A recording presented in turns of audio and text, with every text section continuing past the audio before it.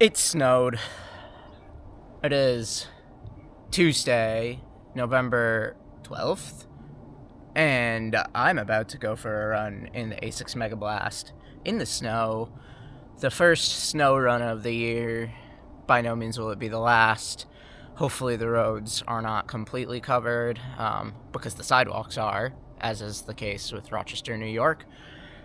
And it's actually kind of peaceful and calm. It's not as cold as it was when it was freezing rain the other day, so that's nice, you know? Silver lining, snowy lining.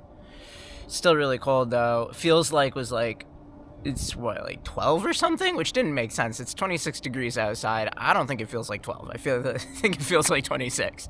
So with that being said, it still feels like 26, so let's go. I had a realization this morning where my calf issue came from the last couple of days, and that was that I've been having calf cramps at night, and it jogged my memory, because I had a calf cramp last night, that had happened one of the days leading into that calf injury forming. I'm gonna get plowed off the bridge. It's actually a perfect segue into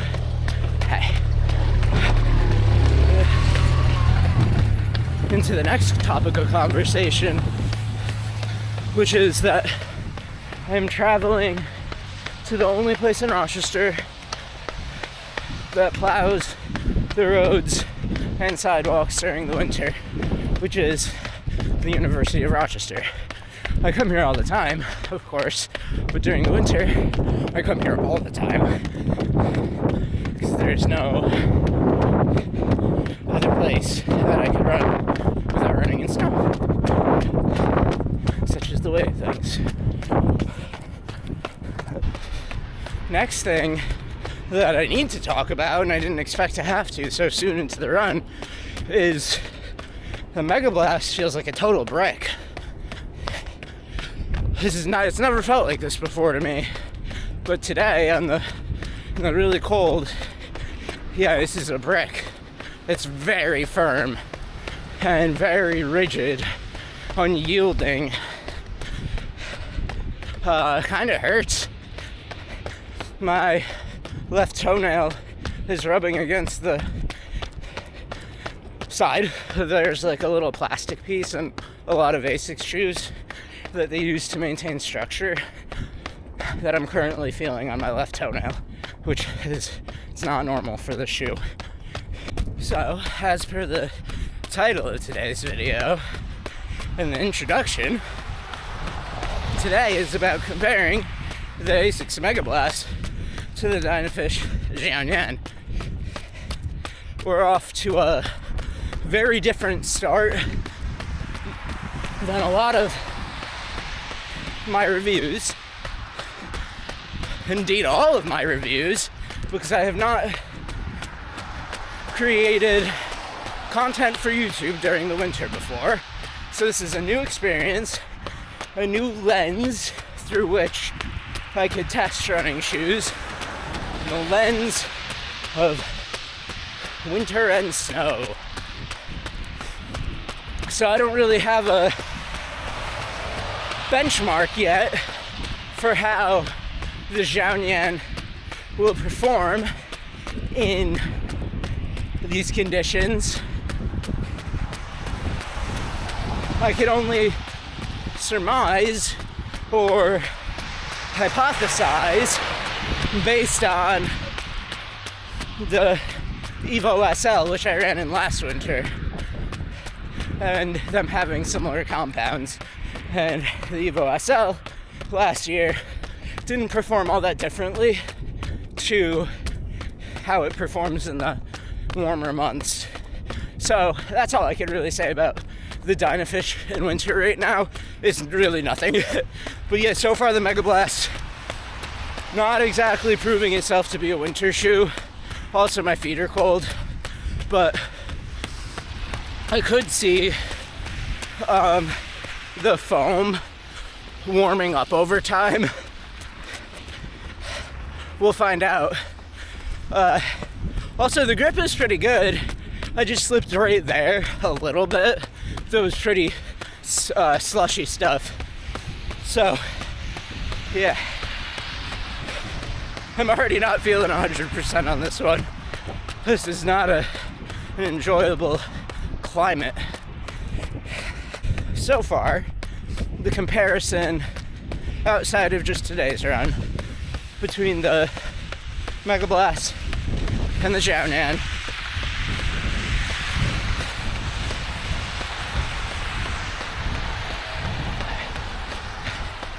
goes like this. The XaioNian is more rockered, softer, feels a little bouncier to me, but not quite as, obviously not as firm, but not quite as direct and like immediate power transfer. The upper on the XaioNian is more comfortable by a lot. That's probably the biggest gap in performance between the two as far as making an evaluation goes, like determining good or bad. I would say handily the XaioNian has a better upper. The mid-sole experience is different, and it's gonna come down to preference and use case. I like both of these shoes a lot. I mean, I love the Megablast. I absolutely adore the XaioNian. And yeah, it's gonna come down to this afternoon, really, for me to see what I like about the XaioNian in comparison to this. But as far as the upper's concerned, that's for sure taking the XaioNian column. Same with weight. I mean, Megablast, 250 grams, yeah, that's pretty light for the stack you're getting, but you're getting a pretty similar stack in the XaioNian, and it doesn't sacrifice in the upper to achieve that somehow.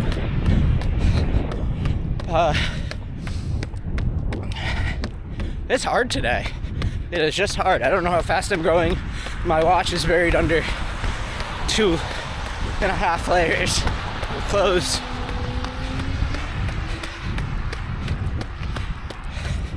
This might be too early to call it, but I do think the Megablast has a higher top end speed.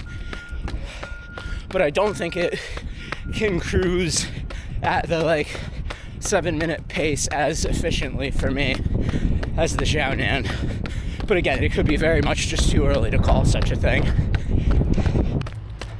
I do think the midsole is warming up a little bit. So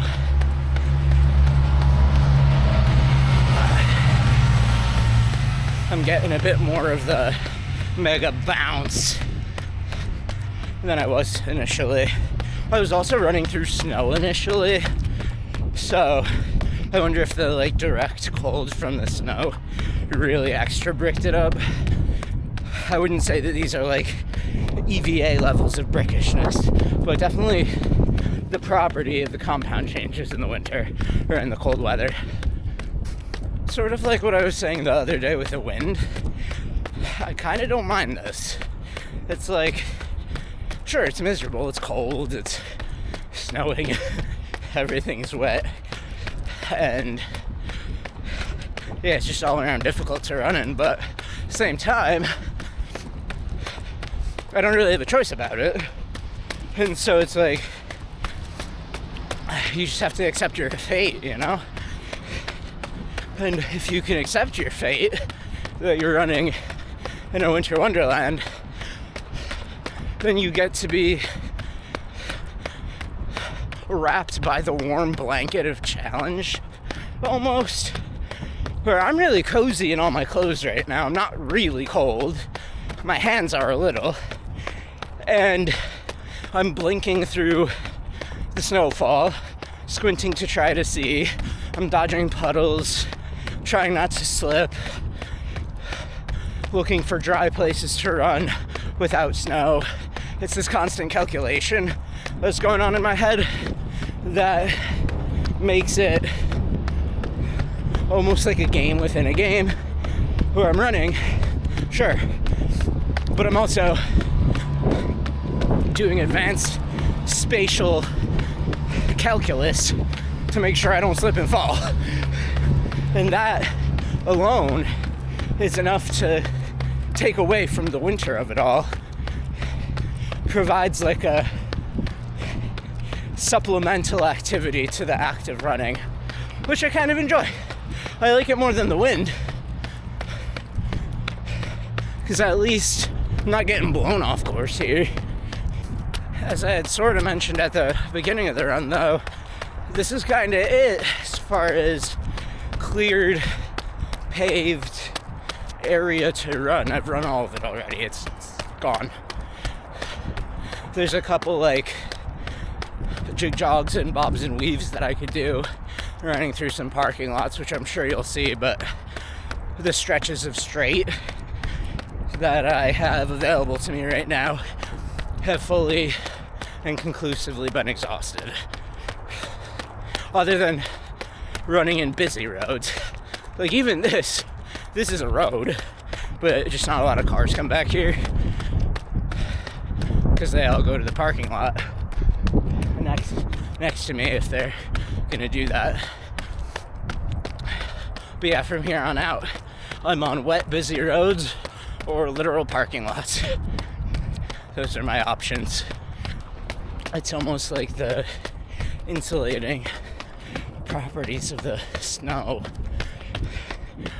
are protecting my mind against, or dissociating my mind from, the sensation of running. Like where running puts you in your own little world on the best of days, it feels like the snow puts you in your own little world within your own little world, where you can't be contacted from the outside, and it is only you and the road and the snow. This bridge, that's up a massively steep hill that I completely forgot existed, and it's a really cool bridge, so I'm going up there. Boston.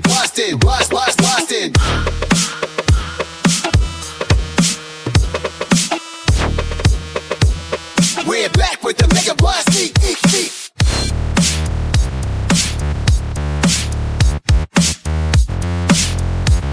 We're back with the Megablast.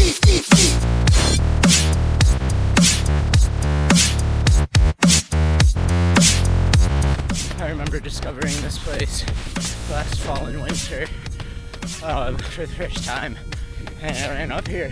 Sometimes it's still up a pretty steep hill, so I didn't do it all the time, but I had totally forgotten it was there. It took being confined to the U of R campus to remember that it existed. As the run has progressed, the Megablast has definitely felt more like itself. It's come alive. It's fast, it's a fast shoe.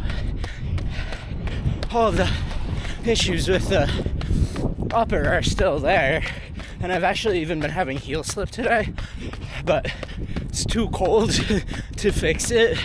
I'm sure it's a fixable thing. It's slippery out today too. I'm hoping the Dynafish grip's a little better than this, but I can't see that being possible with the conditions that I'm in. I don't know if I already said this out loud, but one of the perks of running in winter is that I can't see my watch, so I'm not constantly checking the time. Ran by a dude in shorts and t-shirt. He was not running. Meanwhile, you have runners out here sporting leggings and triple layers, like the dude that's about to pass me. So, and there's this guy, he's just a guy, and he was just wearing shorts and a t-shirt. I'm really hoping the Adios Pro equipment has the same level of grip in the snow, like the slushy, snowy stuff that it does in the dry, because otherwise, right now, I do not have a winter running shoe that could do this. I just almost ate it. And the Megablast has good to great grip on the dry. Has like almost nearly the same level of grip as the Adios Pro equipment. And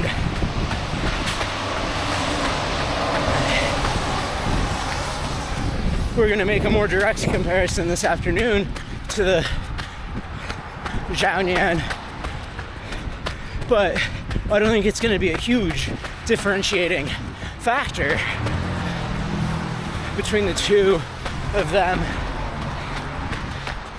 So it's really about like, maybe I need to get some trail shoes, man. This is disgusting. All right, 12 miles, 8-minute 10 pace. That was a good one. No complaints. I feel really good right now. Yeah, the Megablast is a phenomenal shoe. I know that I bash it and put it on blast with expensive, exorbitant, extremely over-ambitious pricing. And I do hope that Asics hears this message. That it's been echoed by basically the whole influencer sphere, that it is too expensive and it should not be this expensive. So maybe, I don't know, maybe next time for the Megablast 2, they won't raise the price at least, or maybe they'll drop it. I mean, they're only going to drop the price if a lesson was learned financially. If they sold what they were projecting to sell with us, they're not going to change the price. But it is a phenomenal shoe. I mean, I don't want to just focus on the negatives here. That was a great run. I always have a great run in the Megablast. Always is a really strong descriptor, but it's really close to always. Like 99% of the runs that I have in this, I really have a great time. Yeah, at the very beginning of the run, the bounce factor was a bit diminished, but it was very, very cold at the beginning. And I mean, it is definitely still very cold. Luckily, I'm just warm as a person with my double layer, triple layer crunch wrap person hood that I am ensconced in fabric with. So that was a sentence and a half. I think that I have run brain, and that must mean that I need to fuel and reset and probably get back out pretty quick, because it's supposed to become a sleet storm later today, and if I don't time it correct, the XaioNian is going to end up on the treadmill at the gym, and I don't want to do 10 plus miles on the treadmill, because it's going to be a whole different set of problems. It'll be sweaty and boring and not slippery, and I do want to test those in the wet. It's like an all-white pair of shoes, and they're going to come back all gray and destroyed afterwards, but, you know, their shoes are made to be running. You can't keep them clean forever. You can't keep them pristine forever. It's not the point of a running shoe to me personally. I run in them. Okay. See you in a sec. Oh, there's Hawk upstairs too. There's Hawk upstairs, yeah. Oh, Strider, are you a jumping bumping? Oh, try to be careful, buddy. He's slippery. Hawk, were you napping? Are you a sleepy boy? Strider, what's up, buddy? Do you want to go inside? Oh, you're full of beans. You're full of beans.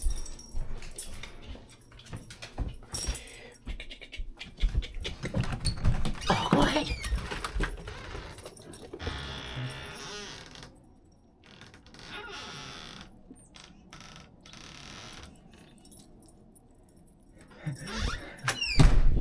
I don't know if you can see how much I'm covered in dog hair, but it's round 2. Dynafish, XaioNian. Nothing else to say. Let's go get it. Molly in the rhythm, I don't know shit. Molly's gonna get to stay in motion. But now you're working wicked fast. Stay on the edge, you're on top. Happy stop, let's go.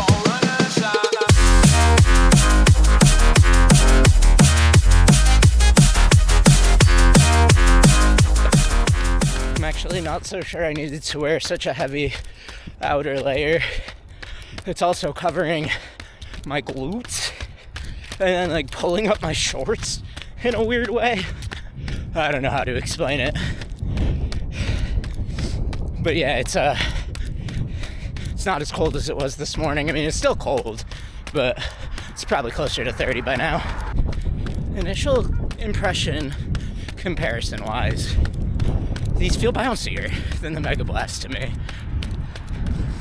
Maybe it's my stride, and it's also like a floatier bounciness. It feels like I'm almost going lower cadence in these than the Megablast. I could probably confirm that with data if I remember to. But yeah, so far so good. In an effort to get back out here pretty quickly, I didn't eat in between runs, and I don't think it's going to be an issue, but maybe towards the end of this one it will be. I'm feeling good so far. I mean, I just started, but I'm feeling fast right now. These shoes are so much fun. I don't understand how they did this. Found their second shoe. It's their second shoe.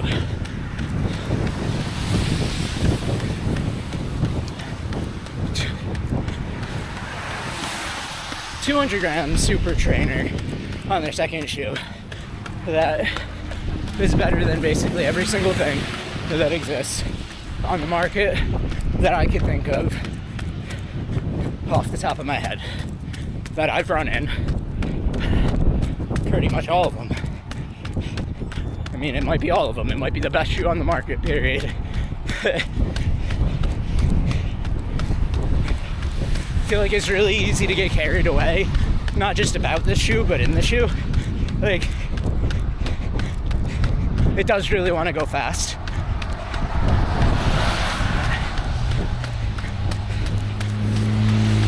It is capable of going slow, at least slightly more so than the Evos.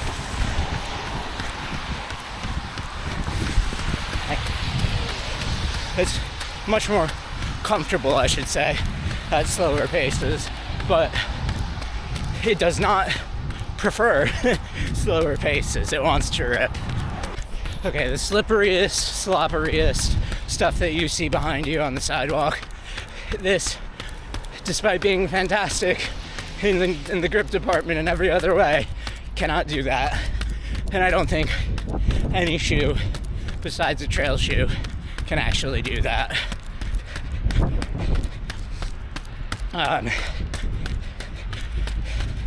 So far, I have been loving this. Oh God. I'm in the danger zone. This is Main Street, Rochester. I think it's poised for some revitalization efforts. I like running here, but it's crazy loud. So I'll catch you in a minute with my thoughts. What would I use the Megablast for in comparison to the XaioNian? If I only had those two shoes and there were no other options for anything else, I have two shoes and I have all of the runs that I typically do and even runs that I typically don't do, what would I use each shoe to accomplish? Starting with the Megablast, I would use that for track work, anything faster than 10K, maybe even including 10K.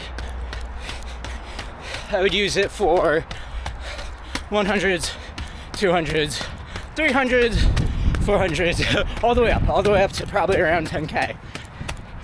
The XaioNian, every other type of run, including all of the recovery paces, including literally every other type of run that is slower than a 10K. If I had a long run with a 10K effort, like series of miles, like 5 or 10, I just slipped really bad, I would still use the XaioNian for the long run with those 10K miles.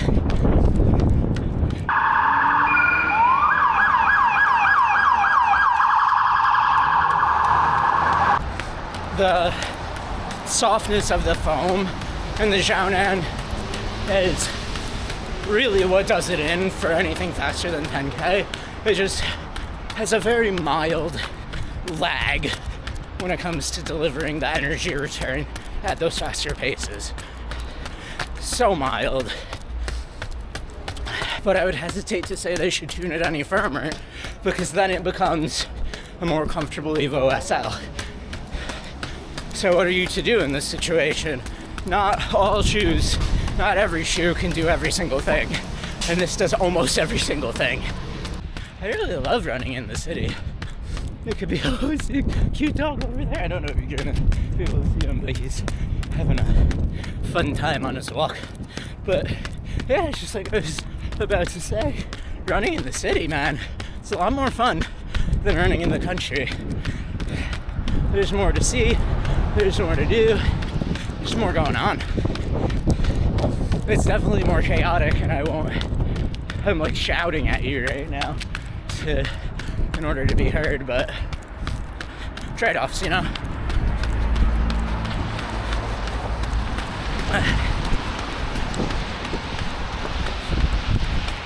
And I've said this before, but while you increase your risk of getting whacked by a car, you also decrease your risk of dying from a car.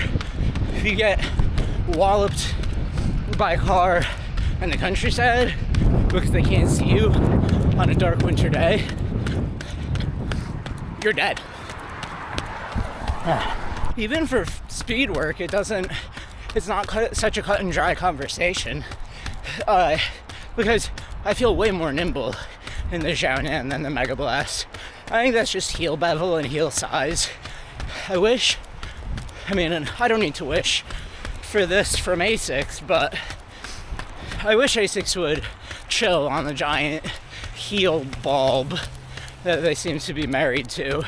They did a great job with the Megablast making it smaller or less pronounced than the Superblast, but I don't know really many runners that like that. It's like a giant counterweight mitosis, metastasize growth on your heel. Even if you do have a high drop, it's like a lot to try to climb over, even for heel strikers. I don't know what the design philosophy is, besides, like, I don't know, legacy understanding of running. Maybe it contributes to stability. I don't like it. Not my thing.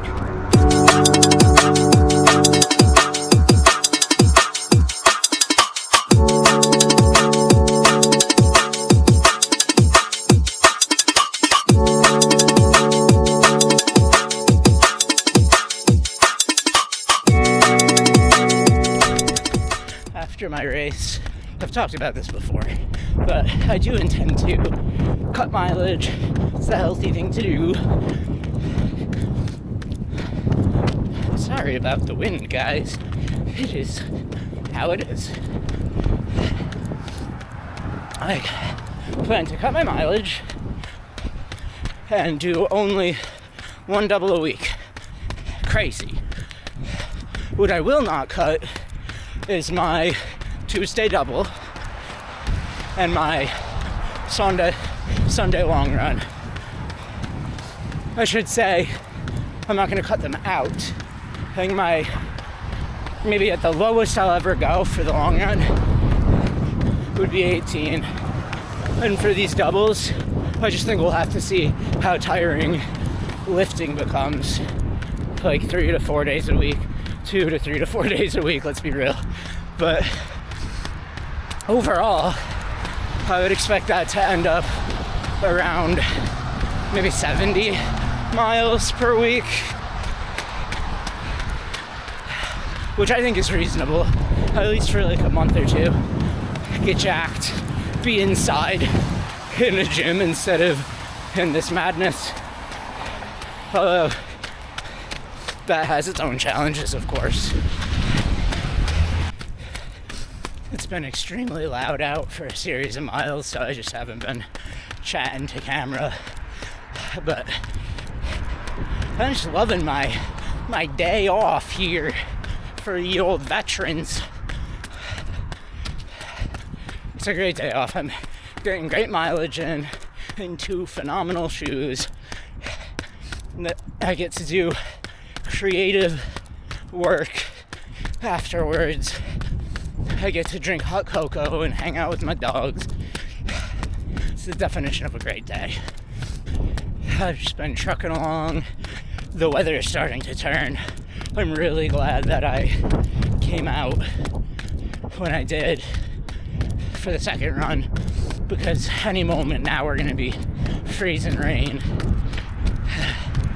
It's amazing, this morning I was not cold at all, and I was wearing equivalent clothes, and the temperature was colder, but it was less wet. Like, the humidity has gone up slightly, and the wind also has picked up throughout this run. I'm in a little protected area right now, but it's amazing what wind will do. I think all of the feels like temperatures are completely fabricated, because I bet when I get back it'll say feels like 30, when this morning it said feels like 16. Whatever. I am not a weatherologist. I'm really cooked though.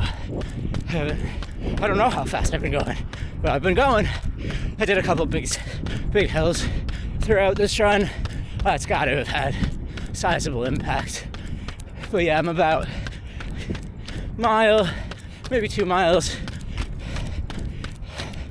from completion. Not my personhood, but of the day. I think I have several more years until I'm complete as a person. Maybe forever, in fact. Man, that ended up being a quick one. It was 12 miles, 7:39 pace. Pretty tired after that. There's a lot of hills, a lot of chills. It's very chilly now. I think that a component of it is I wore the bad gloves that I got from Amazon. They're just very thin. They're the same thing. They're like the kid gloves, the ones that you would get multi-packs of. And I have a multi-pack that I believe came from Walmart. And they're totally the same. If anything, the Walmart ones are smaller. They fall off my hands more. But yeah, I don't know. If you have running glove suggestions, let me know. Also, if you have a trail shoe recommendation, a running shoe that's either road to trail or straight trail, I might actually need to get one. I don't know anything about trail shoes. This just there's not trails around me, so there's no real reason to get a big lugged behemoth and then grind away the lug by running roads in it.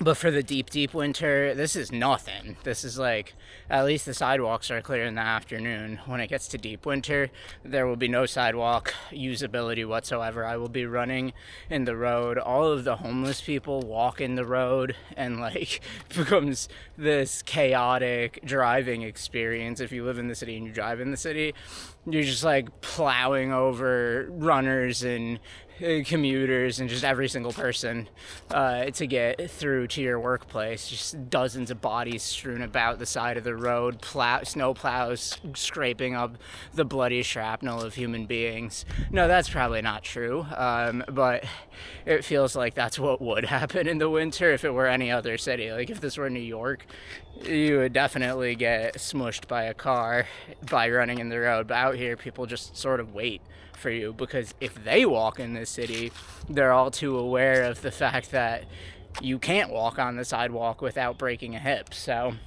whatever. Yeah, trail shoes, I basically only know Ultra. I would love to get something speedy or super foamed. Oh, doesn't Hoka has a new foam compound that they debuted in one of their trail shoes. Maybe I'll check that out. Yeah, but that's been... about the shoes. Yeah, this is what the whole thing is about. That's what we do here, is talk about shoes. The XaioNian, Dynafish XaioNian is a total, complete winner. It wins at everything. It's fast, it's rockered, it's comfortable, it's soft. It wins. It wins the comparison before we even get into the studio and start yapping even more about these two shoes. The Dynafish wins. It just does. I mean, it's more fun than the Megablast was when I first got the Megablast.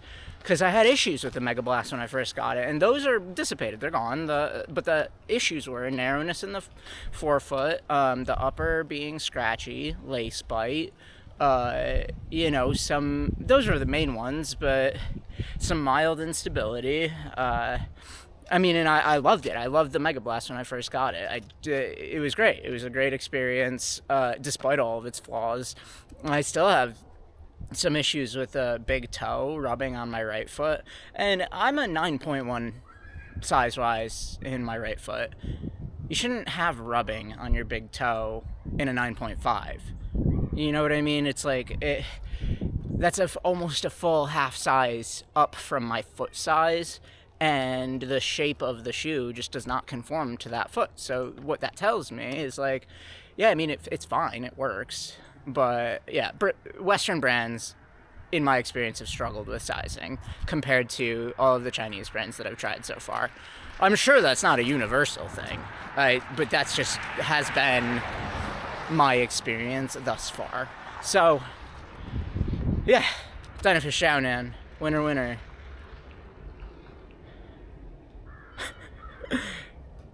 All right, back to the studio. Welcome back to the studio, everybody. I am here with the two shoes of the day. We got the Dynafish, we got the Megablast. It was kind of a curveball waking up to a giant pile of snow, but I'm no stranger to such things as living in Rochester, New York has its snowy drawbacks. The runs today, as you might have seen in the rest of this video, went extremely well.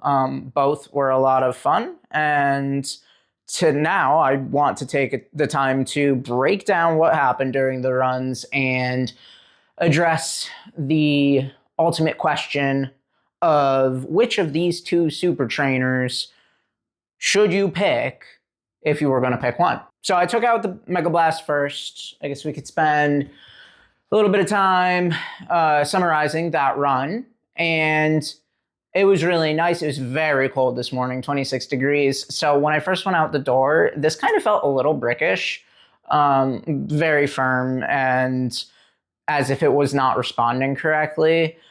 It turns out that once I got out of the direct snow that I was running in when I first left the house, things sort of got a bit better. And throughout the run, it actually came back alive. And even one of the criticisms that I've had of the Megablast in the past was that it sort of loses its bounce throughout the run. So it has a not perfect fatigue resistance. Not true today. It got more and more fun as I ran in it. And I think it was just really the foam warming up to the run. Yeah, being 26 degrees outside, that's enough to make any super foam shiver in its booties. So that was how the run went in the Megablast. I really enjoyed it. I want to talk about the shoe itself because I have some things that I love about it. I have some things that I don't love about it. The things that I love about it, the midsole. It's a lot of fun. It's competitive with any super shoe on the market for speed. Obviously, maybe not your top end, and there is a lot of the foam here. So it could be like a step down from your average super shoe for the very fastest paces, except like most people on the market are not running those paces. I think that pretty much anybody could run any race in the Megablast and be mega satisfied with their results and with their experience. I even myself ran a weekend marathon in the Megablast just to see if it was a reasonable thing to do. And so yeah, it's capable, it's really quick, and it puts a smile on my face. That's the plus side of it. And I'm gonna, give a full 200-mile review when I get to that point in this shoe. But looking at it, it is at 185, I believe, miles. Right? There's very little that you could see wrong with it. There's very few compression lines as well. Of course, it's yellow on the bottom, which it's kind of interesting that the foam aliphatic TPU used in here is supposed to have the property of not yellowing.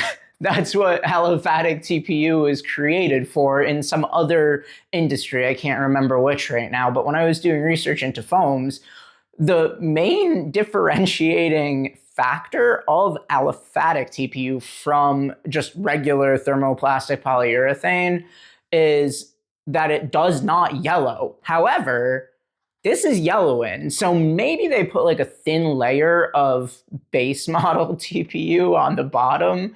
Yeah, I don't really know. This shoe on the lateral side has a little bit of rubber wear. Not sure if it's grabbing that, but it's not too bad. It's like, for this amount of mileage, that's not really a lot of wear. And the other shoe, it's starting to see it on actually the medial side. But overall, the wear on the tread has a lot to go. I mean, the grooves in here, hesitate to call them lugs, but the grooves in the rubber are holding up really well. And it's a grippy shoe. It's not like maybe S-tier grip, but it's up there with the grippiest of shoes. And in the wet, I have no problems with it. In the snow today, different story, but the type of conditions that I was running in today, every single shoe on the planet's gonna have an issue, except for a trail shoe, which is why I've been thinking probably it's getting to be time that I purchase a trail shoe. So that's the Megablast. That's what I like about the Megablast. It has a lot of great qualities to it. First thing that I don't like about the Megablast, and I'm going to try to keep it short, it is too expensive. $225 is too much money. You shouldn't buy this shoe. You just shouldn't. It's not a good value for money. It has value in that if you are a hobbyist, if you are an addict, if you love running shoes and are just cracked out on running shoes, you're going to want to buy this shoe. But you probably already bought the shoe if that's the case. So I don't need to tell you, the people who are lunatics out there, what value equals what value for this shoe. It's phenomenal. It's a phenomenal shoe. The price is too high. The price is too high. The price is too high. The other drawbacks to it, right? So if this was a flawless shoe and if it was as pristine in all of the different components that go into making an awesome running shoe besides the midsole, then it might be worth the $225. But there are some things that actually, detract from it enough that it's not even close to that value proposition in my eyes. First is that I don't like the upper really kind of at all. It is by far too narrow through the forefoot, through here particularly. The big toe rubs on my right foot. Doesn't happen on my left. It never happens on my left, but I'm a full half size below the size that I ordered this in. So like technically my foot is a 9.1 and this is a 9.5. Most shoes work for that. If I had ordered a half size up, I'm still not even sure that this would have made really any difference in the way that it fits. And that's only one of the complaints or one of the drawbacks of this shoe. I mean, that's not in itself a deal breaker. I've lived with it and I've still put like 200 miles on it relatively quickly from when I initially purchased it, and will continue to put miles on it after 200 miles.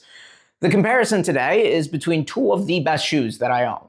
Two of the best shoes on the market. So again, price, bad job Asics, lower the price. Fit, no. Wider in the forefoot. That's how, like a lot of companies are moving towards that. to give a more anatomical fit because our feet are shaped like feet, not like triangles or pizza slices. Not to sound like a topo aficionado. I mean, there's nothing wrong with topo, but like they're right, you know, like that's not what feet are shaped like. Okay, so that's the second thing. Third thing, tongue. Sometimes these tongues, the fabric this is made of, especially along the top here, sometimes they work. And sometimes like in the Metaspeed series, both Paris and Tokyo, they do fine. They do fine with like the felty style, you know, moleskin style tongue and this has even padding on top of it, right? So you would think the tongue would be fine. The tongue stays in place, sure, right? And it's gusseted, so it will stay in place. And the gusset is actually one of the better gussets that I've experienced. Like, I didn't even realize it was gusseted at first. So that's a good sign for me because I often get a pressure point from gussets. The tongue is too thin, and for whatever reason, maybe it's the eyelet chain, maybe it's just the shape of the upper, maybe it's the material of the upper applying pressure to the tongue. I got lace bite in this at first. Not the worst lace bite in my life, but for sure there was lace bite present. I had already had a sensitive top of foot when I first purchased this. I had worn the Prime X Strung 2, and that shoe historically like has never worked for me, but I was revisiting it because I wanted to see if maybe, you know, whatever, maybe it works for me now. So I had lace bite like bruising on the top of my foot going into this. But later on, a couple weeks later, I wore the Megablast again, and again, the lace bite, albeit minor, crept back up. So that's number 3, third issue with the upper. The material sucks. It's just like cheap, plasticky, no good. That's all I'll say about it. I don't actually really care about that, but I think it contributes to the feeling in my toe, like the rubbing on my big toe. Heel counter, it's pretty rigid. This isn't a bad thing, but the amount of foam padding, especially on the back here, mirrors Asics' insistence to use this like bulbous node at the back of their heels, this counterweight at the back of their heels. It's like a growth on my heel. And I think the reason they did this is to prevent heel slip because the tongue is too thin and the laces cause lace bite. So the padded heel is so extra padded so that you don't have to tie the laces tight, which is silly because if you just put a different tongue on the thing, then you wouldn't have to have such a like over the top padded heel for this model, right? This model doesn't need that much padding in the heel. It's not like a comfort option. So I don't know. It's just a weird design decision. The whole upper is kind of just poo-poo doo-doo. It's total mess. But it locks your foot down well. I rarely have had any heel slipping except for today, and that's because I didn't stop to retie my shoes because it was 26 degrees in the morning. But yeah, I mean, overall, it comes together really well. It's a freaking great shoe. It's a lot of fun. It's such a fun experience. It's not really worth $225. I got it on a discount, so I did not pay $225, and I probably would never have paid $225 for this shoe. So everybody knows. I've said that before on this channel, but if you're new here, welcome. That's my sort of summary on the Megablast as a whole, and that's all I'll say on that for now. So now we're going to pivot over to the XaioNian, and this is a small catfish. At first I thought it was the big catfish, but that's the Dynafish Danian one. Doesn't really make sense to me that that's their naming convention because the big catfish is actually a smaller shoe. This has way more stack. Oh, and I didn't do statistics on these. You can find those online, but their Megablast is what, like 45 in the heel with an 8mm drop, so down to 27, and this actually matters for stats. This is 41 down to 34, right? So I probably got the math wrong on the Megablast. That's, yeah, 45 down to 37, and this is 41 down to 34, I think. And the reason statistics are relevant here is that the Megablast weighs in at 250 grams, Dynafish 200 grams. 200 grams. I can't get over that. It's as light as a racing shoe. I mean, it's not that much taller than a racing shoe, but this is current gen. It is taller than a racing shoe though. And it has a daily trainer like aesthetic upper. It's comfortable, has a padded tongue. It's all the things that you get out of a daily trainer and a max stack daily trainer at the weight of the current baseline racing model. Just unbelievable weight on this shoe. So that's why the stats matter. Otherwise, I'm not really big on statistics because I can't remember them all. And I'm just not a very detail-oriented person. But let's go over what I like about the upper, and then we'll go over what I like about the midsole and what I dislike, and so on and so forth, like how running shoe reviews work, you know? Laces, bad. That's where all the bad ends. That's truly it. I mean, and that is doesn't even matter because the tongue is so good that I don't get lace bite in these. They don't come untied. The eyelet chain is not, so where the laces sort of fail the shoe a little bit is that the eyelet chain doesn't stay locked in at each eyelet row because these are like slippery little guys. They're not good laces, right? Good laces would lock each individual, right? Like the Megablast, I forgot to mention, has super duper phenomenal serrated laces. And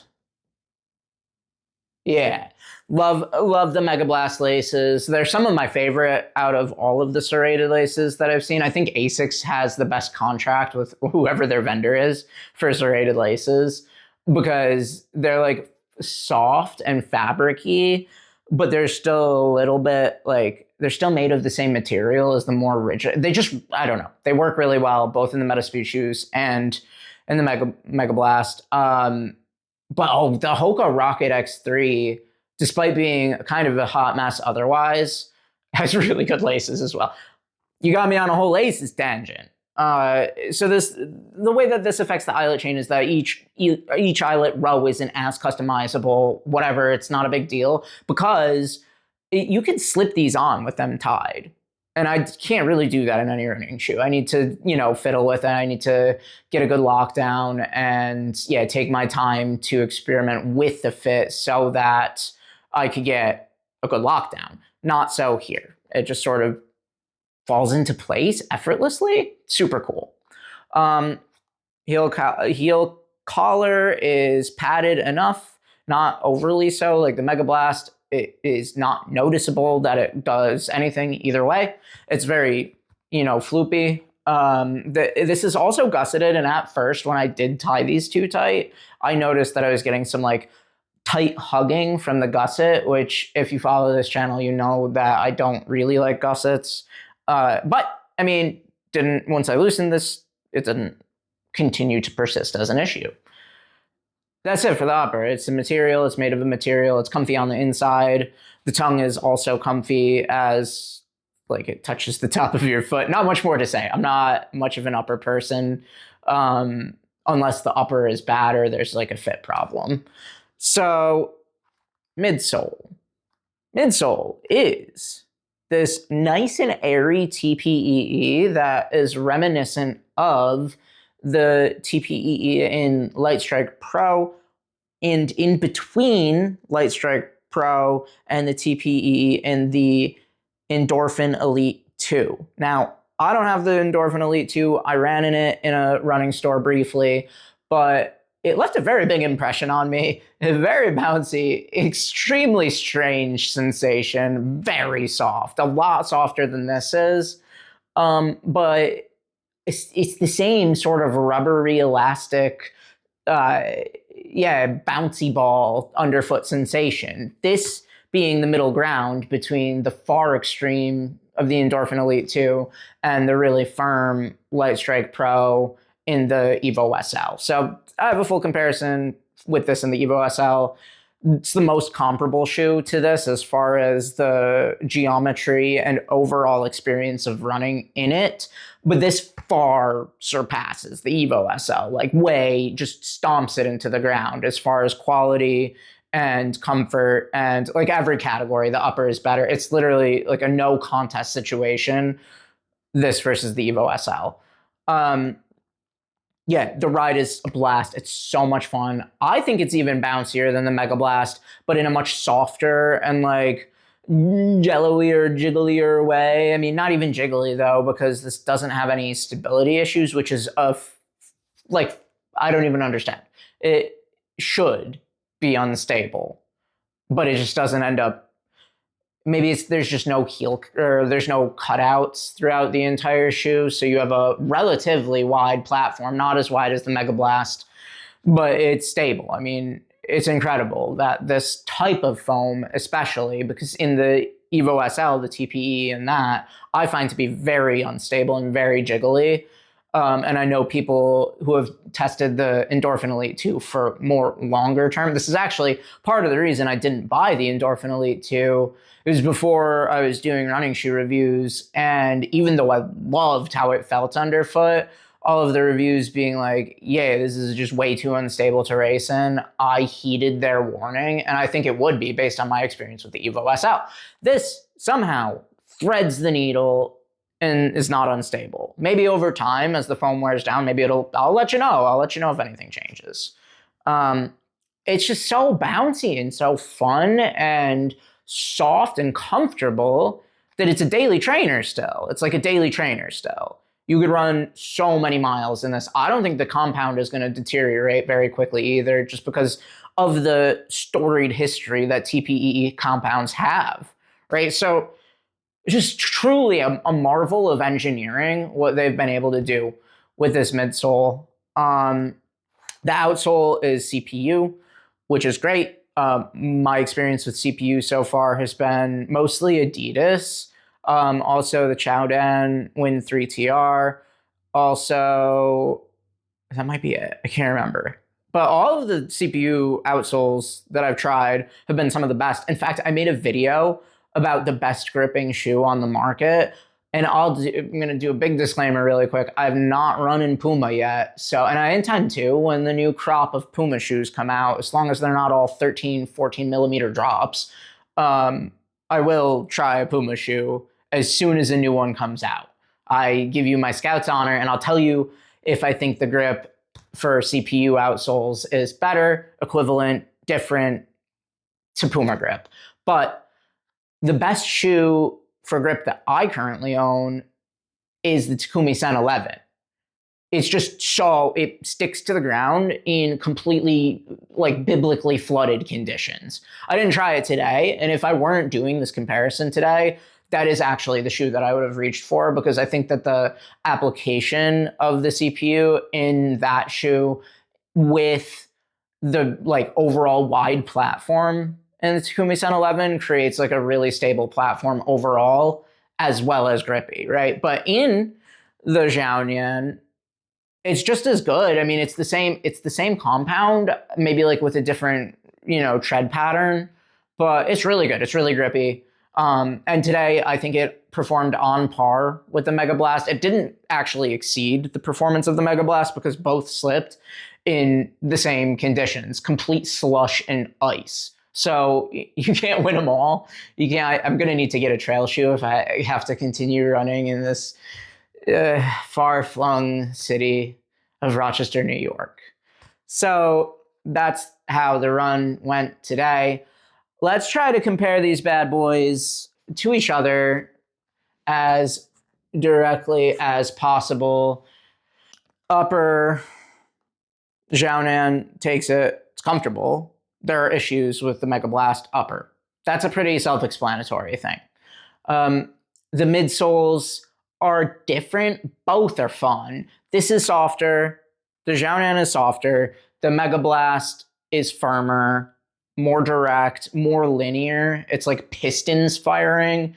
This is more like a bouncy ball. So both are really fun too, and I love like letting absolute rip the dogs of war in the Megablast, but I can't stop running quickly in the XaioNian. So there are different types of speed. The speed that, if you've owned the Evo SL and the Megablast, the speed that you get from the XaioNian is much more similar to the Evo SL. It's like this relentless clawing you forward and bringing you along. But this just happens to do it in comfort in a way that the Evo SL is just not capable of doing it. And it doesn't feel like you're gonna fall off a bicycle like with the Evo SL. It feels like you're not. You're just stable the whole time. And like you can turn it off. You can turn off the accelerator with the XaioNian, but it doesn't have the full top end like the Megablast, though it's super close. I mean, it's... So I set out on the run, what would I use these two for, like, differently? Like what pace ranges would I use these for? I've had a chance to reflect on it, and I maintain what I said out on the run. Anything faster than 10K, maybe including 10K efforts, I think that the Megablast would take the edge for me for performance.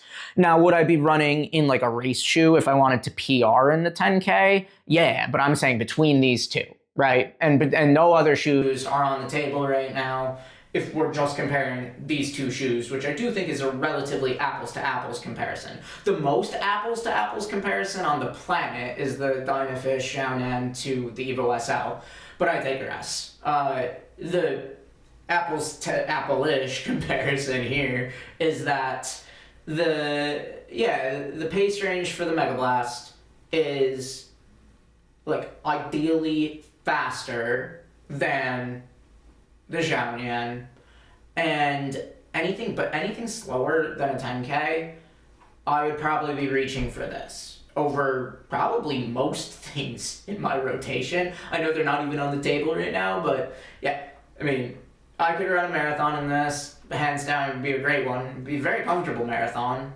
I'm bringing this to Italy for my race. I'm doing the Florence Marathon at the end of this month.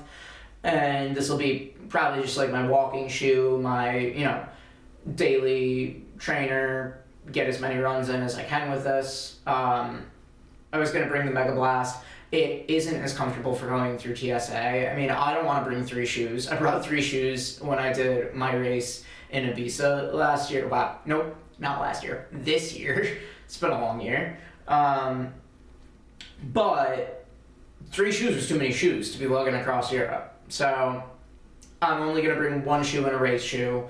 I'm going to be bringing the Metaspeed Edge Tokyo unless anything like weird goes sideways on a run that I will take it on before I leave. So I'm going to take the Edge out for one more run, a shorter one, probably like a 8 or 10 mile effort, to make sure that I'm locked in with that choice, and then bring this, the Dynafish XaioNian, and the Metaspeed Edge Tokyo. I find myself running out of steam towards the end of this comparison.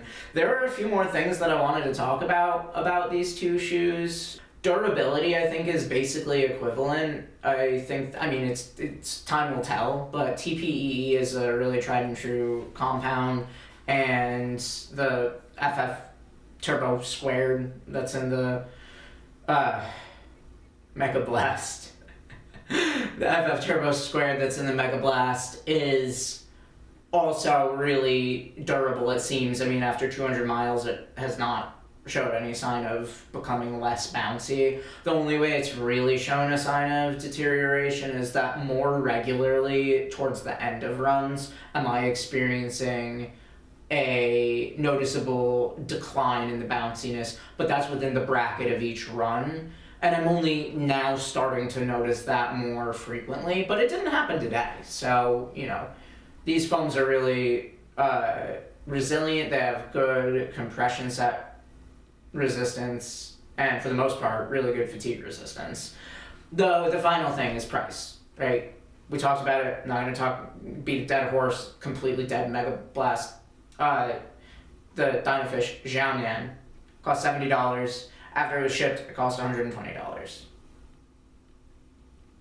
I mean, I know that not everybody, especially I've heard from people in Europe that they can't buy from Taobao. There are sites that can facilitate transport to Europe. I don't know enough about these other sites to be able to recommend them, but going direct through Taobao and then getting shipping from XaioNian, it's kind of a pain to set up, but once it is set up, the second time I ordered from China was not any different, straight up, other than doing the screen translation, was not any different than ordering from any website in America. And Taobao is like Amazon of China, so it's very reputable. It's not like some obscure website billions of people use. I mean, maybe not billions, but they do. They probably have millions of customers, like hundreds of millions of people that purchase from Taobao regularly. So I mean, it's a trustworthy website. It's a pain to get it set up, but it's not that hard to get it set up. And then, you know, whatever, you're paying $50 in shipping for a $70 shoe, but if you think of it like it's a $120 shoe,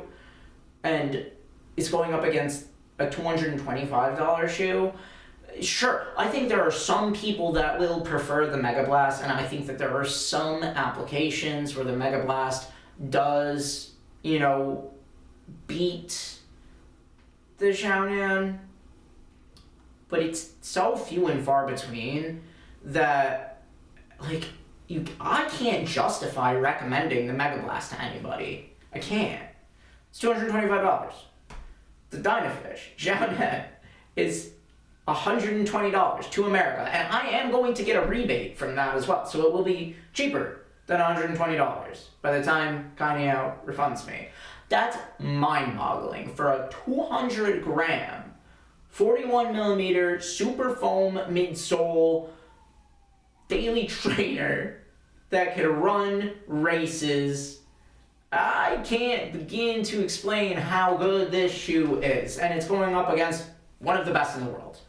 And yeah, if I were in the market for a Supertrainer for long runs, marathon training, half marathon training, all the way down to 10K, it's the XaioNian all day. And I can't even recommend the Megablast because of the price. So there's a clear winner here for me. I want to know what you all think. I hope that you could get your hands on it. I'm sure they're going to be restocking the website soon. This is their second shoe ever, so they definitely did not anticipate demand. It'll be back in stock. And for now, I appreciate all of your attention. This has been a blast to make. And for the rest of this evening and into tomorrow, stay in motion.